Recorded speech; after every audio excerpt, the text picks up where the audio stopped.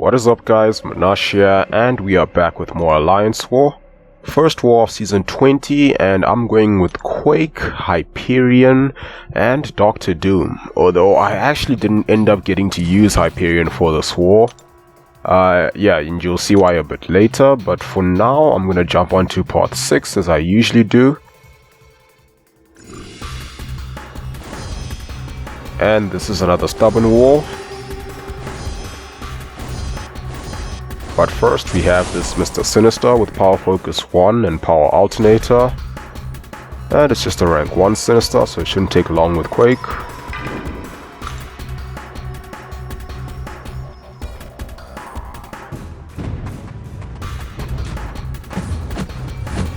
And yeah, it should be a pretty simple fight. Now, I fought a lot of Sinisters with Quake in Alliance War, especially during the Flow era. But yeah, it's still a pretty regular placement.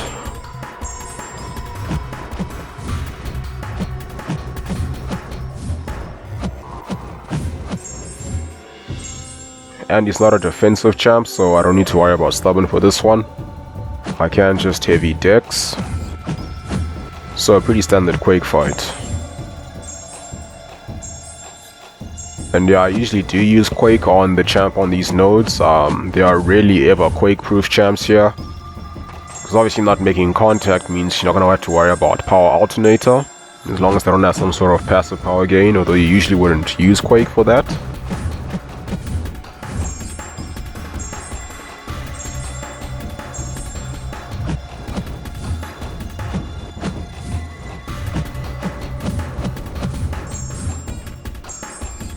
But yeah, anyway, he goes down.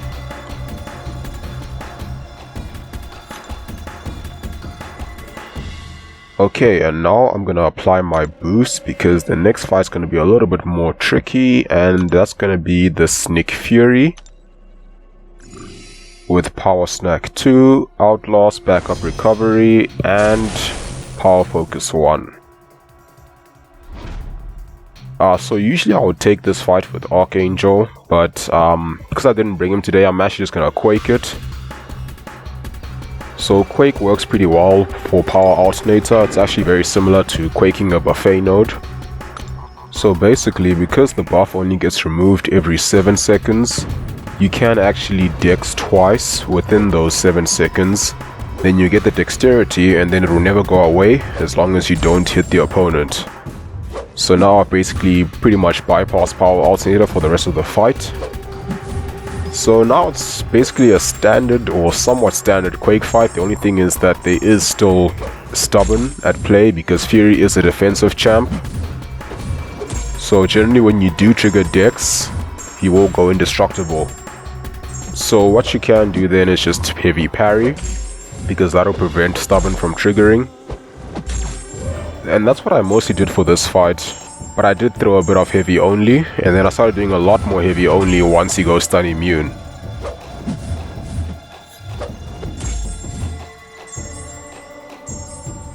So typically the only time you can Dex with stubborn when quaking is when you have the concussion active, so that will lower the ability accuracy, which will prevent the indestructible from triggering. But otherwise, if you parry, then you won't have to worry about that. Or if you just do frequent heavy attacks, you also can bypass stubborn like that. So I did do quite a bit of heavy parry in this fight, in this war in general. And then I also did some heavy only, especially when he goes stun immune, because I don't want to take too much block damage. Because he will be hitting a bit harder because he has that Fury, and also he's stun immune. And Nick Fury's got quite a quick heavy attack, as in the second hit comes very shortly after the first one. So it can be a little bit tricky to deal with that without triggering dexterity.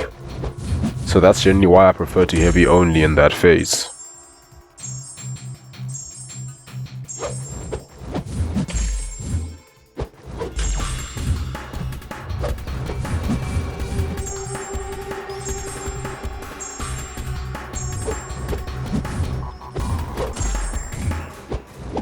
Okay, so he's almost down to his second phase now. Should be one more aftershock. Okay. but I quickly parried to remove the indestructible. And now I'm mostly going to be doing heavy only.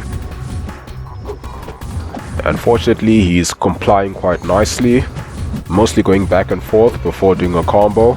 And then when he does throw a heavy attack, which he can do when you parry, that's when I do trigger dexterity, just so I don't get clipped by that second hit.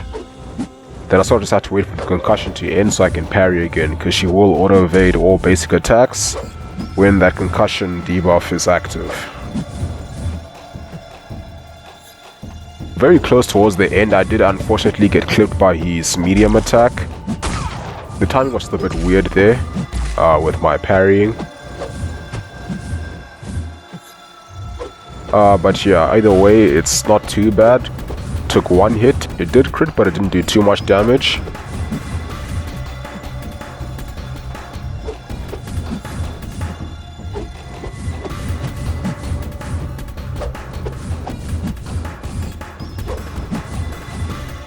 And yeah, he goes down. Okay, and that's section 1 taken care of, and now we're gonna move on to section 2. And now first I have this M.O.D.O.K with Rage and Enhanced Fury, and he's also a defensive champ, so he can trigger that Indestructible from Stubborn. And usually I would Quake this fight, but I figured I might as well use Doom for this one, since he can deal with Rage pretty nicely, considering he does have that stagger, and he can nullify.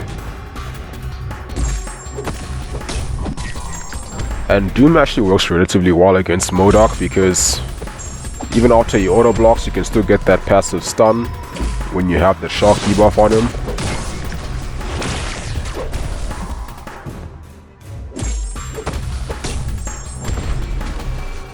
And there I did get clipped by the special one because I actually parried it, but I didn't hold it for too long. But yeah, fortunately Doom is quite a tanky boy, so don't take much damage. And now I do throw the special 3 here because I want to get that Fury. The one annoying thing about fighting M.O.D.O.K with the special 3 animation is it puts you very far away from him. So I couldn't even get close to doing the full Doom rotation. But either way I wouldn't be able to do it properly because he would likely auto block you. So now I'm trying to build to special 2. But unfortunately I couldn't get in enough hits and I do lose the aura along with the Fury. So at this stage I noticed that once I have that Fury, my heavy will pretty much always do more than 3000 damage. So my heavy attack will pretty much always trigger Rage. So what I'm going to do is basically build up to another special 3 and then I'll sort of be able to cheese this fight.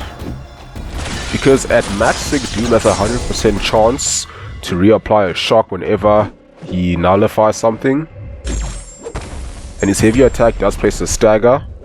And because of the Rage node, whenever I drop a heavy attack that does more than 2.5% health, I will trigger a Fury buff on him. But the heavy attack does stagger as well, and whenever a buff is nullified, it also places a shock. So that means I can pretty much just cheese this fight with Doom by heavy spamming in the corner. Then eventually I get to my special 2 and I still have the Fury, and because it's unblockable you cannot auto block that, so he goes down pretty quickly. So yeah, that was a bit of a fun one towards the end.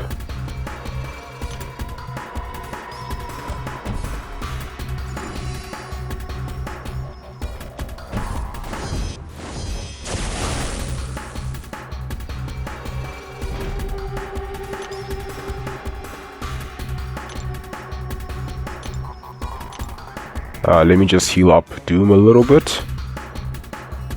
Okay, and now we have Hyperion with Power Focus 2 and Aggression Prowess.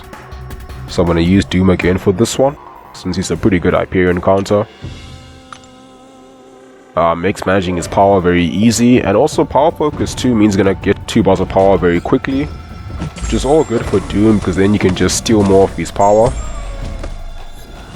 So first I want to pull up to special 3.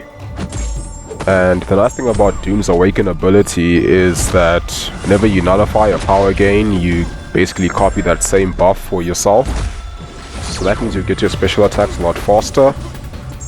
and it just makes him more fun to play.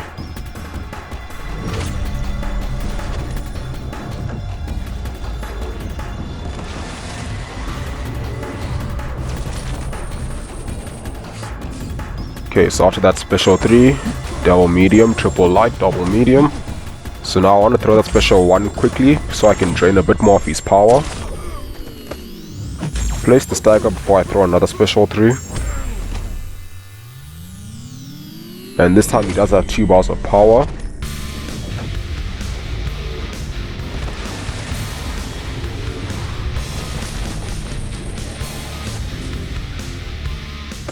And I barely get to finish my combo and he goes down.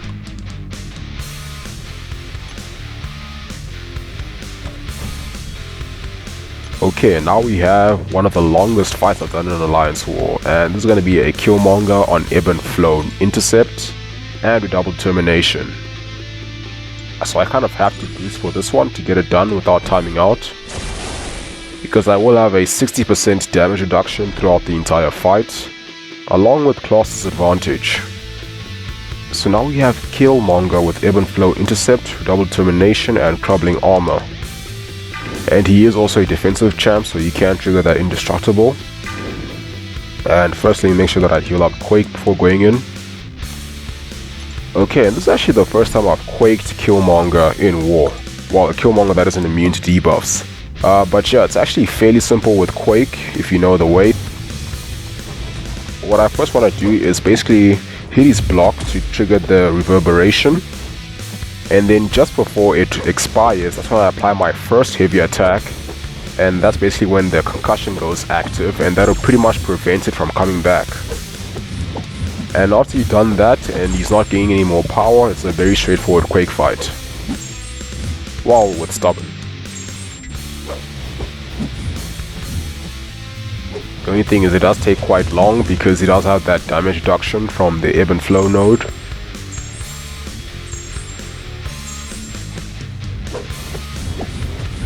So for this fight I just mixed in quite a lot of heavy parry and heavy only. I just sort of played around with the two. I try to play it pretty safe, and also the last thing about this fight is if you have willpower, that armor break debuff from crumbling armor, you can pretty much just heal throughout the fight. And that will basically mitigate all the parry damage you take. So yeah, my aftershock damage is not going to be that high in this fight. And it is going to be quite a long fight. In fact, I think I got close to timing out, but I have done these type of fights with Quake before. So I know exactly how much I need to boost to make sure I don't time out. I think the longest one I had was a rank 3 Thor Ragnarok on this node.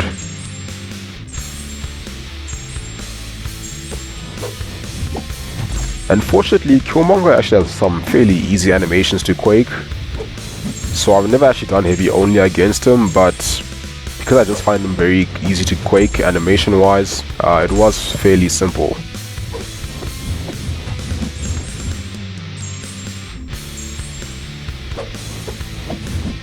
So one thing I'm not sure about is if I can do more damage by heavy parry compared to heavy only.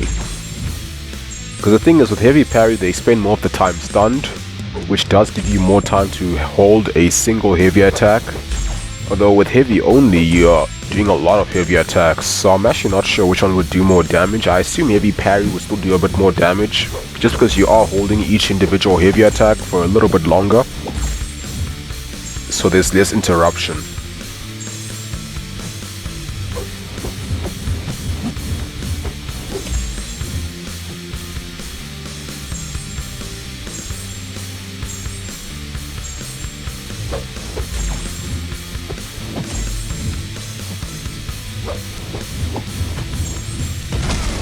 And there I asked him to drop my heavy, but fortunately I don't push him to more than 1 bar of power. Although I will drop my heavy attack one more time in this fight. But generally when I drop my heavy attack, it's while I have the concussion active, so I can still pretty much ignore his reverberation or vibranium armor.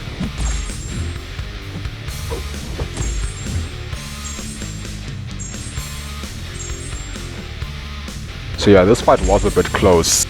I think I had less than 20 seconds left by the time this fight was over.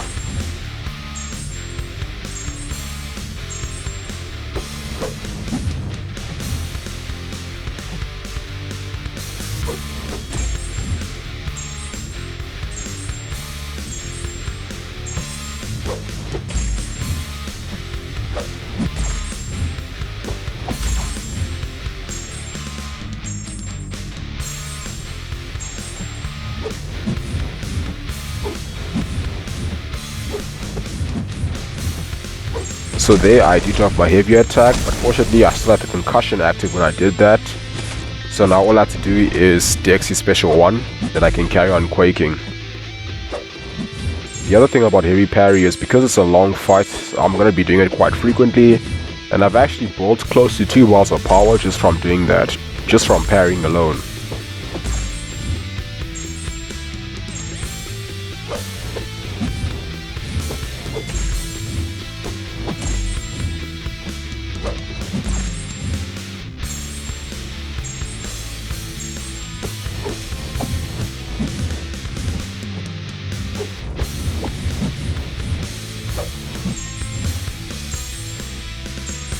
So now there's 20 seconds left, and then he decides to throw a random heavy attack. The second hit does land a crit. So I took a bit of annoying damage there, but it's not too bad. Fortunately, it's by the end of the fight. Just gotta drop my combo.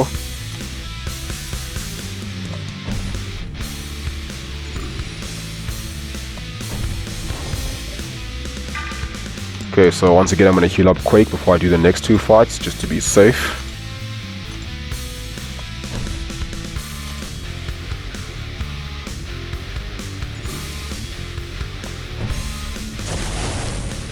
Okay, and now we have Black Widow Clairvoyant with Rage, Extend and Return Policy 2.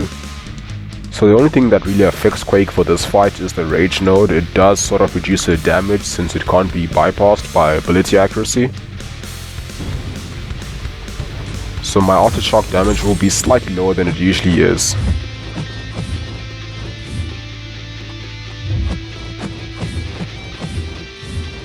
And in this war we did have a Killmonger boss, and that's kind of the main reason why I brought Hyperion, because he has a pretty good counter for a stubborn Killmonger boss.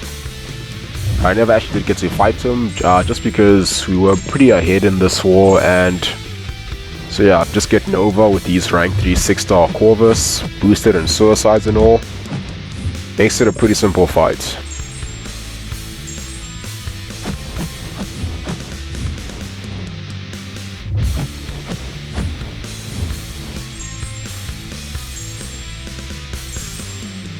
Funny thing, I actually do enjoy Quaking Black Widow Clairvoyant quite a bit. Part of it is just due to her animations. I just find her animation satisfying to quake and to play with.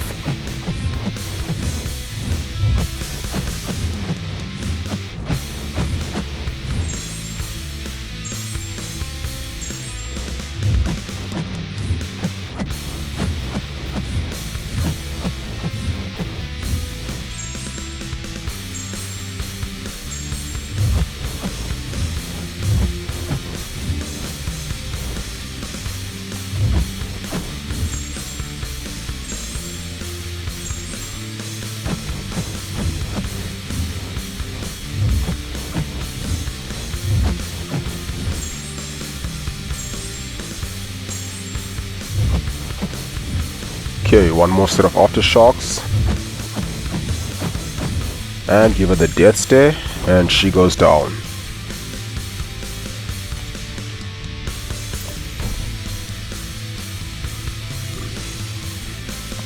Now for the last fight of this war, we do have a Warlock with Enhanced Special 1, Hurt Locker, Power Focus 1, and Power Drain on special attacks. So once again I'm going to use Quake.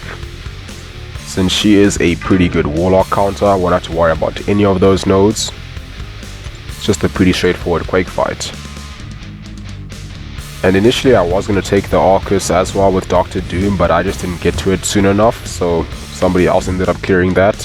And yeah, this is the last fight I did in this war, so that's going to do it for this video. I hope you guys enjoyed. And I do still have a few cool videos from the previous season. Though I haven't really done any commentary on them yet. I don't know when I will as well. There are a couple of cool fights where I was using champs like Proxima against some stubborn Korgs, and a few fights with Doom as well, but it's still mostly Quake, a bit of Red Guardian here and there, a bit of Nick Fury as well. But yeah, if you really want to see those videos, just let me know, otherwise we can just move on to the next thing. But yeah, that's going to do it for this one. Thank you for watching, have a wonderful day, and I'll see you soon.